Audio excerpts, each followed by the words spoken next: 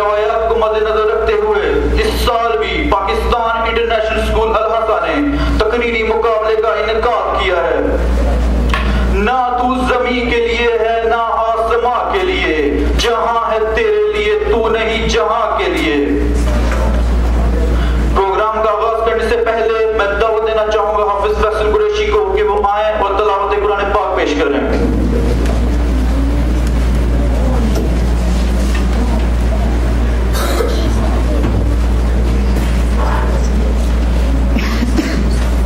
أعوذ بالله من الشيطان الرجيم بسم الله الرحمن الرحيم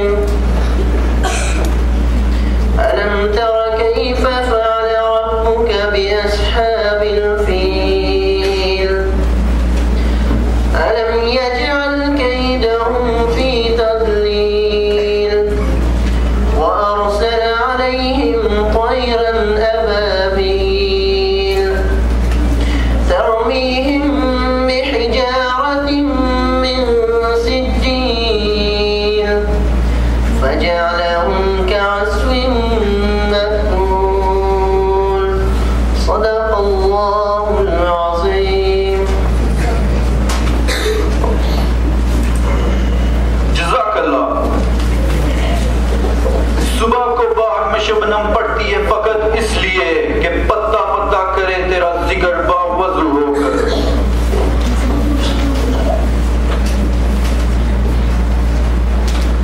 अब हम मौजूद जज़्ज़त की इजाजत से इस प्रोग्राम का बाकायदा आगाज करते हैं।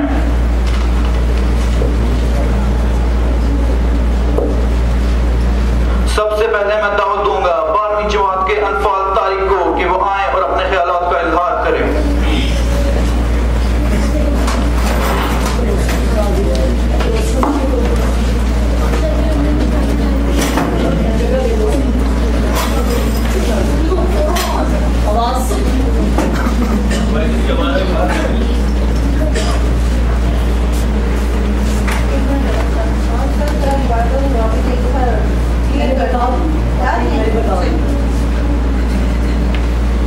फूलों को आए जिस दिन शबनम वजू कराने, रोना मेरा वजू हो नाला मेरी दुआ हो। इस खामोशी में जाएं इतने बुलंद नाले, तारों के काफिले को मेरी सदा जरा हो। हर दर्दमंद दिल को रोना मेरा रुला दे, बेहोश जो पड़े हैं शायद उन्हें जगा दे। जी वकार जनाब सदर महफिल, इज्जत मामसातिज़ कराम और मेरे अजीज साथियों, अस्सलाम वालेकुम। इल्म ही इंसान को हकीकी मानों में इंसान यानी अशरफुल मखलूकात बनाता है, इसे अक्ल शऊर बख्शता है। इल्म का हुसूल जितना मुमकिन हो उतना हम पर फर्ज है, क्योंकि हमारे नबी सल्लल्लाहु अलैहि वसल्लम ने ऐसे कहा। पर इकबाल ने फरमाया, रही तालीम मशरिक में न मगरिब में रही गैरत, जितना पढ़ते जाते हैं जहालत बढ़ती जाती है। क्या कहना चाहते थे इकबाल इस शेर में? इकबाल के दो मानवी ख्यालात के मुताबिक एक तो मानी ये निकलता है कि मशरिकी दुनिया के बाशिंदे गवार और नाख्वानदा हैं, जो कि सरासर गलत है। दूसरी बात यह है कि यही मशरिकी दुनिया अक़ली और इखलाकी तौर पर जाहिल हो गई है। मैंने अपने साथी मुकर्ररों की तकारीर पढ़ी, उन्होंने तो सिर्फ मुसलमानों पे बात की है, मगर नहीं सदर जी वक़ार नहीं।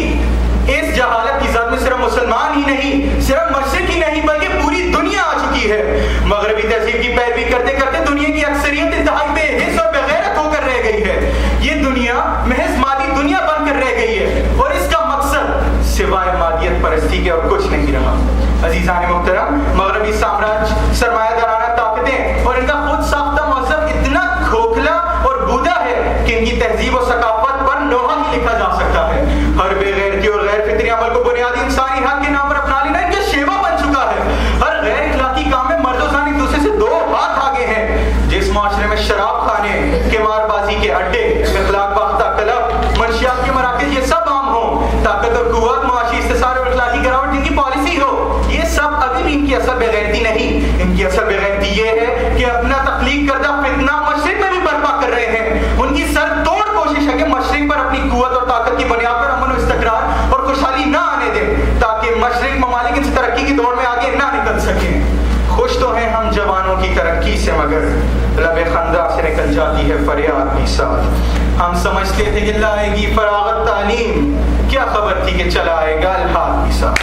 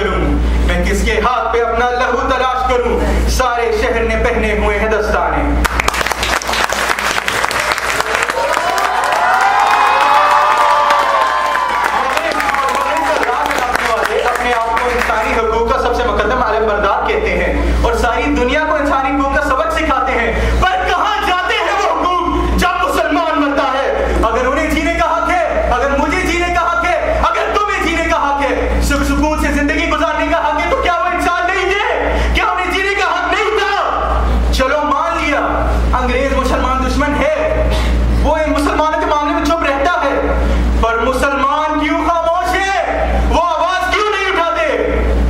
और मुफलिस से शहर को धनवान से डर लगता है, पर ना धनवान को रहमान से डर लगता है। कहाँ वो अखुवत और ईसार मदीने जैसी, अब तो मुसलमान को मुसलमान से डर लगता है।